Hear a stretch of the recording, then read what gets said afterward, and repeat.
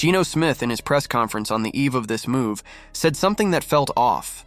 He claimed the team was working harder for the players, trying to be better in the huddle, on game day. He said it was a process, citing Jared Goff's rough start in Detroit as proof that sometimes bad beginnings can lead to good results. But that comparison? It hung heavy in the air, because Goff came to the Lions with a Super Bowl pedigree, entering a team in rebuild mode, a team with almost no core.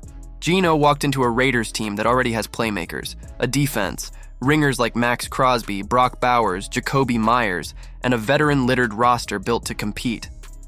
The difference in context was massive, yet Geno stood there drawing the comparison as though it offered cover, as though he was shifting the narrative, placing his failures into a broader arc of, look, this isn't new territory.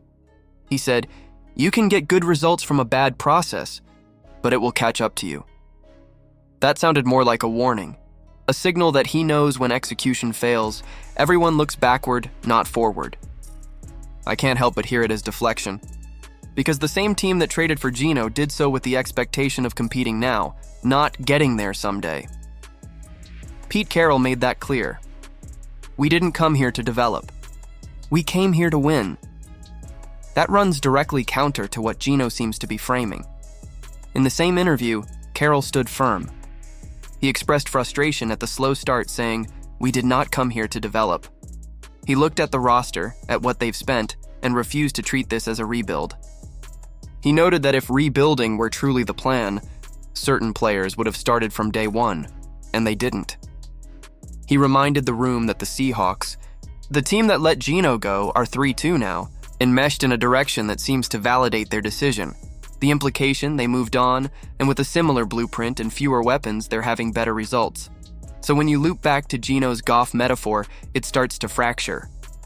Is he the underdog or the heir apparent? Is he building or is he supposed to be executing? The cut of Pratt, dropping someone who wasn't even active for the Colts game, suggests instability behind the scenes. The decision came fast, and that timing matters. Pratt, a hybrid linebacker edge figure, offered versatility. But perhaps he never found a clean role in this defense. He didn't travel to Indianapolis, reportedly for non-injury reasons, and then he was gone. That exit speaks to something deeper. Role uncertainty, misalignment, a mismatch in vision. Meanwhile, the defense still shows signs of confusion. The frequent reliance on base defense, layering in linebackers in zones that get picked apart, has led to small gains turning into chains. The Raiders are still vulnerable in the pass game, hanging defenders out to dry in single high shells. Giving up 7 9-yard completions over and over is a strategy that gets punished when you play better offenses. And now, with Pratt gone and position roles shifting, those vulnerabilities feel more exposed. Even more telling is how Max Crosby is being aligned. He's now asked to work more inside or head up rather than from the edge. That shrinks his field, lets tackles get hands on him earlier, and compromises our chaos potential. When your best player's impact drops, everything else in the scheme has to compensate, and that never ends cleanly. Personnel choices on offense raise eyebrows too. Dante Thornton continues to get early reps despite drop issues. Meanwhile, Jack Beck has shown more consistency, but he's not being trusted enough. Jackson Powers-Johnson, who already looks like one of the best 5 linemen on this roster, sat because he hadn't had a full week of practice. That logic sounds good in theory. Rest, recovery, health. But in practice? They had all of training camp. He's cleared. He's healthy. Other needs have been prioritized. That suggests hesitation, second-guessing, overthinking what should be obvious. When third-round picks are on the boundary of playing time and rookies are being forced into high-leverage moments, mistakes compound faster. Radigan's arrival from Pittsburgh's practice squad is a modest move, but also a signal. He's not being dragged into the starting defense. He's depth, special teams, a cushion. But in a season where hidden yardage and explosive mistakes define margins, clean snaps, reliable covers, and fewer blocks blown matter more than ever. If Radigan can serve as glue, reducing penalties, cutting off free momentum swings, he might quietly be worth his roster spot. The Raiders are sending messages, some clearer than others. Clean the turnovers. Stop short field handouts. Protect the football. That's the path Carroll is drawing. But between rhetoric and execution lies a cavern.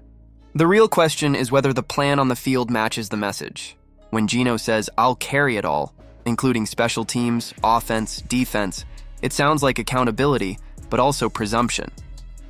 No one asked him to carry the defense. They asked him to stop making errors under center.